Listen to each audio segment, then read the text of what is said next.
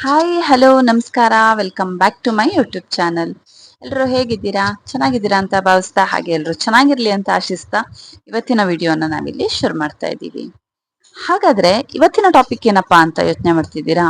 ಹ್ಮ್ ಕಳೆದ 2 ವಿಡಿಯೋಗಳಲ್ಲಿ ನಾವು work from home business ideas for ವುಮನ್ಸ್ಗೆ, ಹೆಣ್ಣು ಮಕ್ಕಳು ಮನೆಯಿಂದಲೇ ಕುಳಿತು ಸಂಪಾದನೆ ಮಾಡುವಂತ ಕೆಲವೊಂದಿಷ್ಟು ಬಿಸ್ನೆಸ್ ಐಡಿಯಾಸ್ಗಳನ್ನ ನಾವಿಲ್ಲಿ ಡಿಸ್ಕಸ್ ಮಾಡಿದ್ವಿ. 2 ವಿಡಿಯೋಗಳಲ್ಲಿ ನಾನು ಯಾವ್ಯಾವ ಬಿಸ್ನೆಸ್ಗಳನ್ನ ಮಾಡ್ಕೊಂಡು ಹೋಗಬಹುದು ಅನ್ನೋದನ್ನ ತಿಳಿಸಿದ್ದೆ. ಇನ್ನು ಕೆಲವೊಂದೆರಡು ಐಡಿಯಾಗಳನ್ನ ನಾನು ಆ ವಿಡಿಯೋದಲ್ಲಿ ಕವರ್ ಮಾಡಕ್ ಆಗಿರ್ಲಿಲ್ಲ, ಯಾಕೆಂದ್ರೆ ವಿಡಿಯೋ ತುಂಬಾ ಉದ್ದ ಆದಾಗ ನಿಮ್ಗೆ ಬೋರ್ ಆಗುತ್ತೆ ಅನ್ನೋ ಕಾರಣಕ್ಕೆ.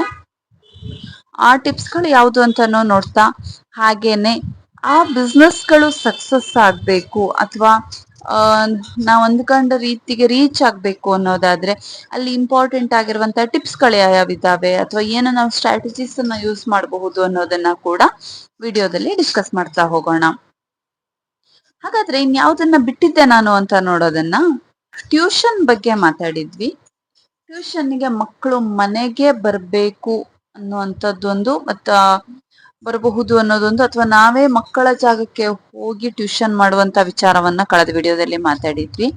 ಅದ್ರ ಜೊತೆಗೆ ಇನ್ನೊಂದು ಸೇರ್ಪಡೆ ಏನಪ್ಪಾ ಅಂತ ಅಂದ್ರೆ ಆನ್ಲೈನ್ ಟ್ಯೂಷನ್ ಕೂಡ ನಾವಿಲ್ಲಿ ಕವರ್ ಮಾಡ್ಕೋಬಹುದು. ಆನ್ಲೈನ್ ಟ್ಯೂಷನ್ ಅನ್ನು ಕೂಡ ನಡೆಸೋದ್ರಿಂದ ನಮ್ಗೆ ತುಂಬಾನೇ ಉಪಯೋಗ ಇದೆ. ಒಂದು ನಾವು ಎಲ್ಲೂ ಟ್ರಾವೆಲ್ ಮಾಡೋ ಅವಶ್ಯಕತೆನೂ ಇಲ್ಲ, ಮಕ್ಕಳು ಆನ್ಲೈನ್ ಅಲ್ಲಿ ಕಲಿತಾರೆ. ಬಟ್ ಏನಪ್ಪಾ ಅಂತ ಅಂದ್ರೆ ಅದು ಜಾಸ್ತಿ ಪರ್ಸನಲ್ ಟಚ್ ಇರುವಷ್ಟು ಏನ್ ಇಫೆಕ್ಟ್ ಅಂತೂ ಆಗಲ್ಲ.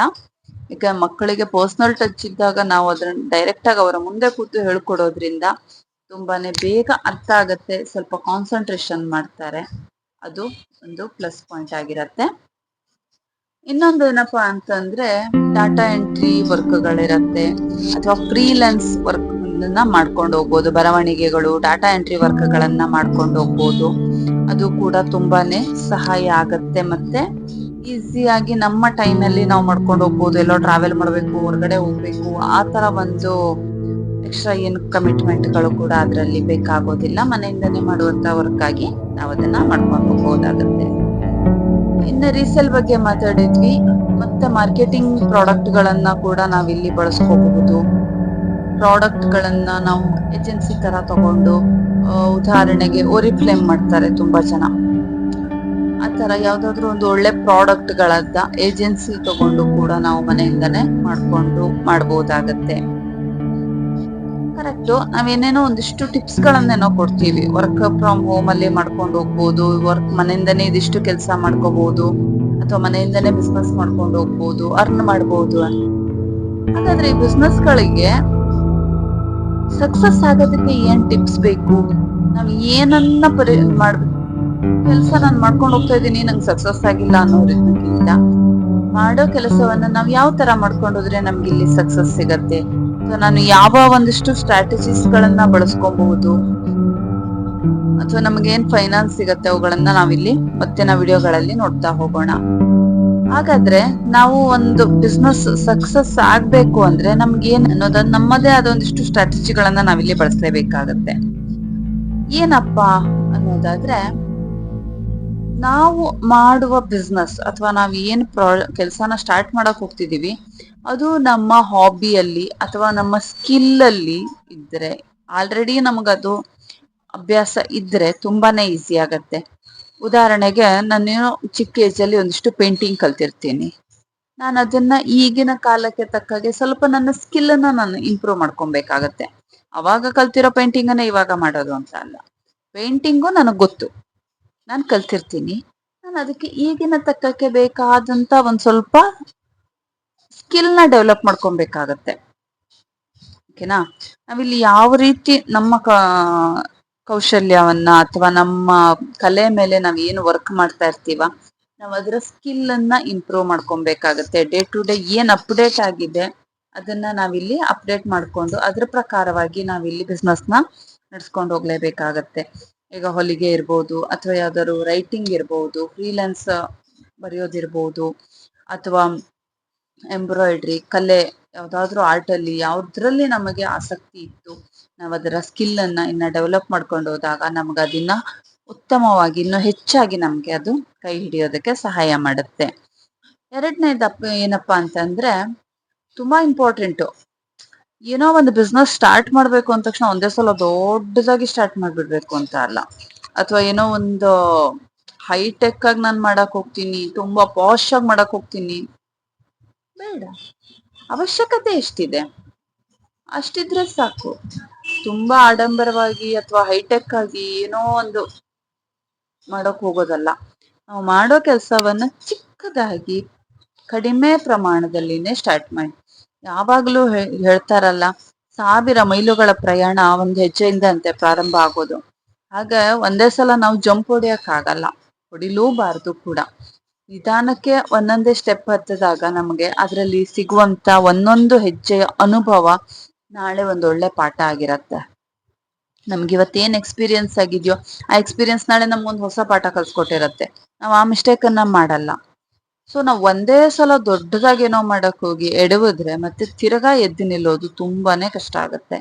ಸೊ ಹಾಗಾಗಿ ಏನೇ ಬಿಸ್ನೆಸ್ ಪ್ರಾರಂಭ ಮಾಡಿ, ಕೇಟ್ರಿಂಗ್ ಮಾಡ್ತಿರೋ ಮಾಡಿ, ಟ್ಯೂಷನ್ ಮಾಡ್ತಿರೋ ಮಾಡಿ, ಅಥವಾ ಟೈಲರಿಂಗು ಯಾವ್ದಾದ್ರೂ ಮಾಡಿ, ಬಟ್ ಏನಂತಂದ್ರೆ ಸಣ್ಣ ಪ್ರಮಾಣದಲ್ಲಿ, ಕಡಿಮೆ ಪ್ರಮಾಣದಲ್ಲಿ ಮಾಡ್ಕೊಂಡು ಹೋಗೋದ್ರಿಂದ ನಮಗೆ ಅದು ತುಂಬಾನೇ ಸಹಾಯ ಆಗತ್ತೆ. ಆಮೇಲೆ ಇನ್ನೊಂದೇನಪ್ಪಾ ಅಂತಂದ್ರೆ ಆನ್ಲೈನ್ ಹೆಲ್ಪ್ ಅನ್ನ ತಗೋಬಹುದು. ಸೋಷಿಯಲ್ ಮೀಡಿಯಾ ಇರಬಹುದು, ಅಥವಾ ವೆಬ್ಸೈಟ್ಸ್ ಇರಬಹುದು, ಅಥವಾ ಈ ಜಸ್ಟೈಲ್ ಅಂತ ಕಂಪನಿಗಳು ನಮ್ಗೆ ಫ್ರೀ, ಜಸ್ಟೈಲ್ ಅಲ್ಲಿ ಫ್ರೀ ಲಿಸ್ಟಿಂಗ್ ಮಾಡ್ಕೊಬಹುದು. ಈ ತರ ಒಂದಿಷ್ಟು ನಮಗೆ ಆನ್ಲೈನ್ ಬೆನಿಫಿಟ್ಗಳು ತುಂಬಾ ಸಿಗತ್ತೆ. ಯಾವ್ಯಾವ ರೀತಿ ವಾಟ್ಸಪ್ ಬಿಸ್ನೆಸ್ ಇದೆ. ವಾಟ್ಸಪ್ ಬಿಸ್ನೆಸ್ ಆಪ್ ಅಲ್ಲಿ ಹೇಗೆ ಅಂತ ನಿಮ್ಗೆ ಗೊತ್ತು. ಅದರಲ್ಲಿ ನಮ್ಮ ಒಂದು ಕೆಟ್ಲಾಗ್ ಅಪ್ಲೋಡ್ ಮಾಡಿದ್ರೆ ಸಾಕು, ಒಂದ್ಸಲ ಆ ಕಾಂಟ್ಯಾಕ್ಟ್ ಹೋಗ್ತಾ ಇದ್ದಂಗೆ ನಮ್ಮ ಕಂಪ್ಲೀಟ್ ಡೀಟೇಲ್ಸ್ ಸಿಗತ್ತೆ ನಮ್ಗಲ್ಲಿ. ಯಾವುದೇ ಟೆನ್ಷನ್ ಇರಲ್ಲ. ಯಾವ್ಯಾವ ಡೀಟೇಲ್ಸ್ ಬೇಕು, ನಮ್ಮ ಲೊಕೇಶನ್, ನಮ್ಮ ಫೋನ್ ನಂಬರ್, ಪ್ರತಿ ಒಂದು ಈಚ್ ಅಂಡ್ ಎವ್ರಿಥಿಂಗ್ ಸಿಗತ್ತೆ ನಮಗೆ. ಅದು ಫ್ರೀ ಆಗಿ ವಾಟ್ಸಪ್ ಅಲ್ಲೇ ಸಿಗತ್ತೆ. ನಾವೆಲ್ಲ ಮತ್ತೆ ಎಕ್ಸ್ಟ್ರಾ ಪೇ ಮಾಡಿ ಇನ್ನೊಂದು ವೆಬ್ಸೈಟ್ ಕ್ರಿಯೇಟ್ ಮಾಡ್ಕೊಬೇಕು ಅನ್ನೋಂತ ಒಂದು ನೆಸೆಸಿಟಿ ಕೂಡ ಇರಲ್ಲ. ಸೊ ಸಾರಿ, ಯಾಕೆ ಅಂತ ಫ್ಯಾನ್ ಹಾಕೊಂಡ್ರೆ ಕಂಟಿನ್ಯೂ ಕೂದಲು ನಾನು ತಿನ್ನೋಂಗ್ ಆಗ್ತಾ ಇದೆ. ಸೊ ವಾಟ್ಸಪ್ ಇದರಿಂದ ಮಾಡ್ಕೋಬಹುದು. ಇನ್ನೇ ಇನ್ಸ್ಟಾಗ್ರಾಮ್ ಇಂದ ಕೂಡ ನಮ್ಗೆ ವಾಟ್ಸಪ್ ಲಿಂಕ್ ಕೊಟ್ಕೊಂಡು ಮಾಡ್ಕೋಬಹುದು. ಅದರಲ್ಲಿ ತುಂಬಾನೇ ರೀಲ್ಸ್ ಗಳು ಹೋಗುತ್ತೆ, ವ್ಯೂಸ್ ಚೆನ್ನಾಗ್ ಬರುತ್ತೆ, ತುಂಬಾ ಜನಕ್ಕೆ ರೀಚ್ ಆಗತ್ತೆ. ಸೊ ಆ ರೀಚ್ ಲೆವೆಲ್ ಎಷ್ಟಿದೆಯೋ ನಮಗೆ ಅದು ನಮಗೆ ಹೆಲ್ಪ್ ಆಗುತ್ತೆ. ಈಗ ಇನ್ ಕೇಸ್ ಏನೋ ಆನ್ಲೈನ್ ಸಾರಿ ಬಿಸ್ನೆಸ್ ಮಾಡ್ತೀವಿ, ಅಥವಾ ಇನ್ನೇನೋ ಒಂದು ಪ್ರಾಡಕ್ಟ್ ಅನ್ನ ಸೇಲ್ ಮಾಡ್ತೀವಿ ನಾವು, ಅಥವಾ ಯಾವ ಒಂದೇ ಕೆಲಸ ನಮ್ಮ ಕಮ್ಯುನಿಟಿ ಗ್ರೂಪ್ಗಳಿಗೆ ಬೇಕಾದ್ರೆ ಅದನ್ನ ನಾವು ವಾಟ್ಸಪ್ ಗ್ರೂಪ್ಗಳ ಮುಖಾಂತರವಾಗಿ ನಾವಿಲ್ಲಿ ನಮ್ಮ ಬಿಸ್ನೆಸ್ ಅನ್ನ ನಾವು ಪ್ರಮೋಟ್ ಮಾಡ್ಕೊಬೇಕಾಗತ್ತೆ. ಫೇಸ್ಬುಕ್, ಇನ್ಸ್ಟಾಗ್ರಾಮ್ ಮತ್ತೆ ವಾಟ್ಸಪ್ಗಳು ನಾವು ದಿನನಿತ್ಯದಲ್ಲಿ ಯೂಸ್ ಮಾಡ್ತೀವಿ. ಆ ರೀಲ್ಸ್ ನೋಡ್ತಾ ಟೈಮ್ ವೇಸ್ಟ್ ಮಾಡುವಾಗ ಅದರಲ್ಲಿ ಒಂದು ಸ್ವಲ್ಪ ಪ್ರಮಾಣನ ನಮ್ಮ ಬಿಸ್ನೆಸ್ ಗ್ರೋತ್ಗೆ ನಾವು ಇಟ್ಕೊಂಡಾಗ ಅದು ನಮಗೆ ತುಂಬಾ ಸಹಾಯ ಮಾಡುತ್ತೆ.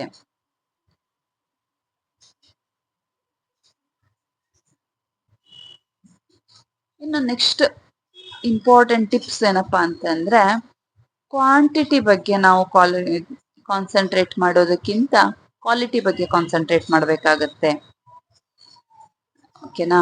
ಈಗ ನಾನು ಏನೋ ಒಂದು ಕೆಲಸ ಮಾಡ್ಬೇಕು ಅಂತಂದ್ರೆ ತುಂಬಾ ಮಾಡ್ಬಿಡೋದು. ಮಾಡೋ ಕೆಲಸದಲ್ಲಿ ಕ್ವಾಲಿಟಿ ತುಂಬಾನೇ ಮುಖ್ಯ ಆಗುತ್ತೆ. ಯಾವ್ದೇ ಉದಾಹರಣೆಗೆ ಒಂದು ನಾವು ಪ್ರಾಡಕ್ಟ್ ಅನ್ನ ಮಾಡ್ತೀರಿ, ಮನೆಯಿಂದನೇ ಮಾಡುವಂತ ಒಂದು ಉಪ್ಪಿನಕಾಯಿ ಮಾಡ್ತೀವಿ ಅಂತಾನೆ ಅಂದ್ಕೊಳ್ಳೋಣ. ಉಪ್ಪಿನಕಾಯಿನ ದೊಡ್ಡದಾಗಿ ತುಂಬಾ ಒಂದಿಷ್ಟು ಜಾರ್ಗಳನ್ನ ಮಾಡಿ ಇಟ್ಬಿಡೋದು, ಅದ್ರಲ್ಲಿ ಟೇಸ್ಟ್ ಇಲ್ಲ, ಕ್ವಾಲಿಟಿ ಇಲ್ಲ ಅಂತಂದಾಗ ಆ ಕೆಲಸ ಖಂಡಿತವಾಗ್ಲೂ ಸಕ್ಸಸ್ ಆಗಲ್ಲ. ನೀವು ಮಾಡೋದನ್ನ ಕಡಿಮೆ ಪ್ರಮಾಣದಲ್ಲೇ ಮಾಡಿ, ಸ್ವಲ್ಪವಾಗೇ ಮಾಡಿ, ನಿಧಾನಕ್ಕೆ ಮಾಡಿ. ಆ ಕ್ವಾಲಿಟಿ ಮೇಂಟೈನ್ ಆಗಿದ್ರೆ, ಆ ಕ್ವಾಲಿಟಿ ಮತ್ತೆಲ್ಲೂ ಸಿಗಲ್ಲ ಅಂತ ಅಂದಾಗ, ಅಥವಾ ಆ ಕ್ವಾಲಿಟಿ ತುಂಬಾ ಚೆನ್ನಾಗಿದೆ ಅಂತ ಅಂದಾಗ ಜನ ನಮ್ಮ ಹತ್ರ ಮತ್ತೆ ತಗೊಂತಾರೆ. ಯಾವ್ದಾದ್ರು ಒಂದು ಪ್ರಾಡಕ್ಟ್ ಅನ್ನ ಸೇಲ್ ಮಾಡ್ಬೇಕು, ಅಥವಾ ನಾನು ಪ್ರಾಡಕ್ಟ್ ರಿಲೇಟೆಡ್ ಉಪ್ಪಿನಕಾಯಿ, ಹಪ್ಪಳ ಅಥವಾ ಇನ್ಯಾವುದೇ ಪ್ರಾಡಕ್ಟ್ ಅನ್ನ ನಾವು ಮಾಡ್ತೀವಿ ಅಂದ್ರೆ, ಒಮ್ಮೆ ಆ ಪ್ರಾಡಕ್ಟ್ ಅನ್ನ ಯೂಸ್ ಮಾಡಿದವರು ಮತ್ತೆ ಆ ಪ್ರಾಡಕ್ಟ್ ಅನ್ನ ಕೇಳೋ ತರ ಇರ್ಬೇಕು. ಸೊ ಆ ಲೆವೆಲ್ಗೆ ನಾವು ಕ್ವಾಲಿಟಿನ ಮೇಂಟೈನ್ ಮಾಡ್ಬೇಕಾಗತ್ತೆ. ಒಂದ್ಸಲ ತಗೊಂಡಿರೋ ಪ್ರಾಡಕ್ಟ್ ಅನ್ನು ಇನ್ನೊಂದ್ಸಲ ನಾನು ಯೂಸ್ ಮಾಡಲ್ಲ ಅದನ್ನ, ಮತ್ತೆ ನಂಗೆ ಅದನ್ನೂ ಪೂರ್ತಿ ಯೂಸ್ ಮಾಡಕ್ ಆಗಲ್ಲ ಅಂತ ಬಿಡೋರಿಗೆ ಆ ತರ ಕಂಟಿನ್ಯೂ ಮಾಡಕ್ ಆಗಲ್ಲ.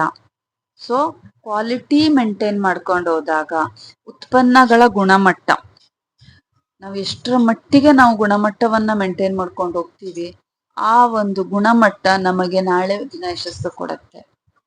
ಯಾವತ್ತೂ ಕ್ವಾಂಟಿಟಿ ಅಥವಾ ನಾವು ಇದನ್ನ ಇಮ್ಮಿಡಿಯೇಟ್ ಆಗಿ ಮಾಡೋಕ್ಕಾಗಲ್ಲ. ಆ ಕ್ವಾಲಿಟಿ ಮೇಂಟೈನ್ ಮಾಡ್ತಾ ಹೋದಾಗ ಕಸ್ಟಮರ್ ಜೊತೆ ರಿಲೇಶನ್ಶಿಪ್ ಬಿಲ್ಡ್ ಆಗ್ತಾ ಹೋಗುತ್ತೆ. ಅದು ನಿಧಾನಕ್ಕೆ ಸಕ್ಸಸ್ ಅನ್ನ ತಂದು ಕೊಡತ್ತೆ. ಸಕ್ಸಸ್ ಅನ್ನುವಂಥದ್ದು ರಾತ್ರಿ ಬೆಳಗಾಗೋಷ್ಟೊತ್ತಲ್ಲಿ ಬರುವಂತ ವಸ್ತು ಅಂತೂ ಖಂಡಿತವಾಗ್ಲೂ ಅಲ್ಲ. ಆನ್ಲೈನ್ ಮಾಡಿ ತರಿಸ್ಕೊಳ್ಳುವಂತ ವಸ್ತುನೂ ಅಲ್ಲ.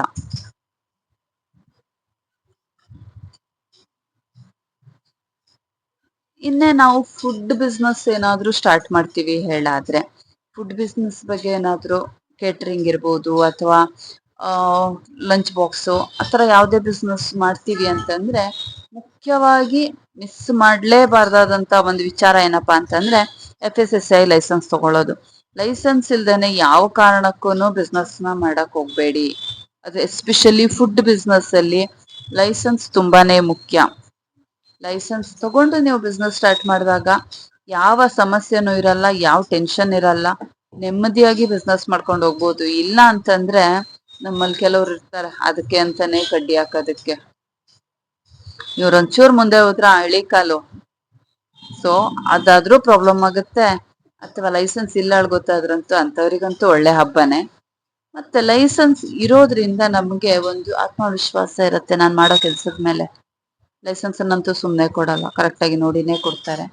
ಸೊ ಲೈಸೆನ್ಸ್ ಅನ್ನ ತಗೊಂಡು ಬಿಸ್ನೆಸ್ ಅನ್ನ ಸ್ಟಾರ್ಟ್ ಮಾಡೋದು ತುಂಬಾನೇ ಒಳ್ಳೇದು. ನಾಳೆ ದಿನ ಪ್ರಾಬ್ಲಮ್ ಅನ್ನ ಫೇಸ್ ಮಾಡೋದಿರಲ್ಲ.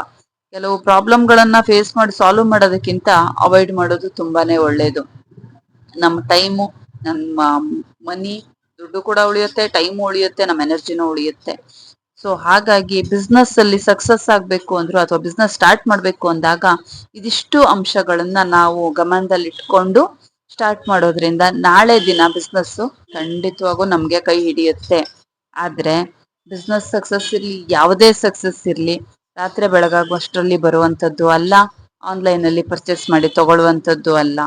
ಅದು ನಿಧಾನಕ್ಕೆ ಬಂದಾಗಲೇ ನಮಗೆ ಅದರ ಒಂದು ವ್ಯಾಲ್ಯೂ ಅರ್ಥನೂ ಆಗುತ್ತೆ, ಅದಕ್ಕೊಂದು ಬೆಲೆನೂ ಇರುತ್ತೆ. ಸೊ ನೆಕ್ಸ್ಟ್ ವಿಡಿಯೋದಲ್ಲಿ ನಾವು ಫೈನಾನ್ಸ್ ಯಾವ್ಯಾವ ತರ ಮಾಡ್ಕೋಬಹುದು ಅನ್ನೋ ಬಿಸ್ನೆಸ್ ಅನ್ನ ಸ್ಟಾರ್ಟ್ ಮಾಡೋದಕ್ಕೆ ಅನ್ನೋದ್ರ ಬಗ್ಗೆ ಮಾತಾಡೋಣ. ಯಾರೆಲ್ಲ ನನ್ನ ಚಾನೆಲ್ನ ಮೊದಲನೇ ಬಾರಿಗೆ ನೋಡ್ತಾ ಇದ್ದೀರಾ ದಯವಿಟ್ಟು ಚಾನೆಲ್ನ ಸಬ್ಸ್ಕ್ರೈಬ್ ಮಾಡಿ, ಸಪೋರ್ಟ್ ಮಾಡಿ. ಹೀಗೆ ಹೆಚ್ಚು ಒಳ್ಳೊಳ್ಳೆ ಟಿಪ್ಸ್ಗಳನ್ನ ಎಲ್ಲರಿಗೂ ಅರ್ಥವಾಗುವ ಸುಲಭವಾದ ರೀತಿಯಲ್ಲಿನೇ ಹೇಳ್ತೀನಿ ಹೊರತು ಅದೇ ಕಾಂಪ್ಲಿಕೇಟ್ ಅಂತೂ ಖಂಡಿತವಾಗ್ಲೂ ಇರಲ್ಲ ವಿಡಿಯೋಸ್ ಅಲ್ಲಿ. ದಯವಿಟ್ಟು ಚಾನೆಲ್ನ ಸಬ್ಸ್ಕ್ರೈಬ್ ಮಾಡಿ, ಸಪೋರ್ಟ್ ಮಾಡಿ ಅಂತ ಕೇಳ್ತಾ ಮತ್ತೆ ಮುಂದಿನ ವಿಡಿಯೋದಲ್ಲಿ ಹೊಸ ವಿಚಾರದೊಂದಿಗೆ ಮತ್ತೆ ಸಿಗ್ತೀನಿ. ಹೋಗ್ಬರ್ತೀನಿ.